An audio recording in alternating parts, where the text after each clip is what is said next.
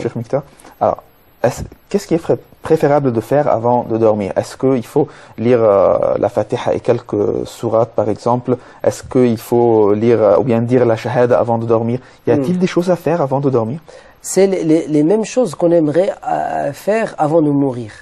C'est de finir notre vie en beauté, comme on dit. Finir notre vie en beauté pour nous les musulmans, c'est finir en ayant la foi. Allah Azza wa Jal dit Ya ayyuhalladhina amanu taqullaha haqqa tuqatih wa la tamutunna illa wa antum muslimun. Ou vous qui avez cru, craignez Allah à sa juste mesure et ne mourrez qu'en étant musulman. Et donc mourir en tant que musulman, c'est-à-dire en étant dans la shahada, dans la foi et ainsi de suite. Le minimum. Est-ce qu'il faut faire les ablutions avant de voilà, c'est une sunna. Mais le minimum, c'est la personne qui sait rien du tout, elle dit ashhadu an la ilaha illallah wa ashhadu anna Muhammadan Rasulullah avant de dormir. La personne qui ne sait rien. Et même si elle ne sait pas le dire en arabe, elle le dit en français avant de dormir.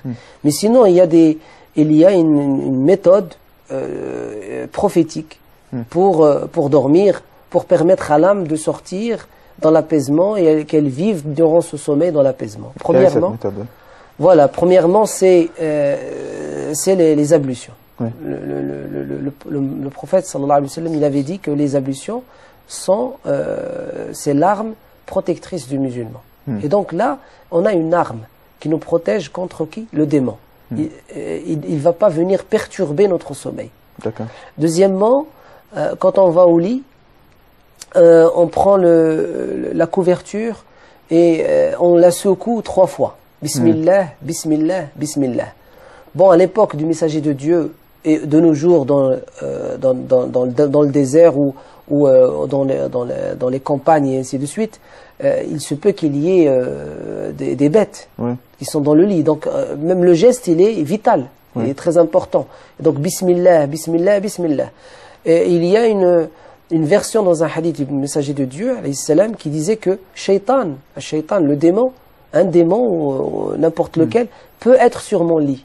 Et quand je secoue mon lit, je secoue ma couverture contre mon lit 3 fois en disant Bismillah, et il fuit. Il ne reviendra plus me perturber dans mon sommeil.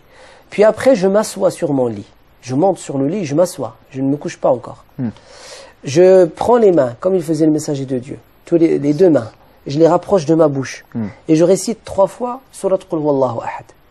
Et puis, je passe mes 2 mains sur ma tête et sur ma partie de droite et ma partie de gauche, là où je peux toucher. Là où je peux toucher avec mes mains. C'est une sorte de rosle ici? C'est une sorte de bénédiction. De bénédiction. Par le Coran. Et de protection. Et subhanallah, les gens quand ils le font, tous ceux à qui on a posé la question témoignent qu'ils sentent une sorte de frémissement et rafraîchissement, comme si les mains rafraîchissent le corps. Subhanallah al-Azim.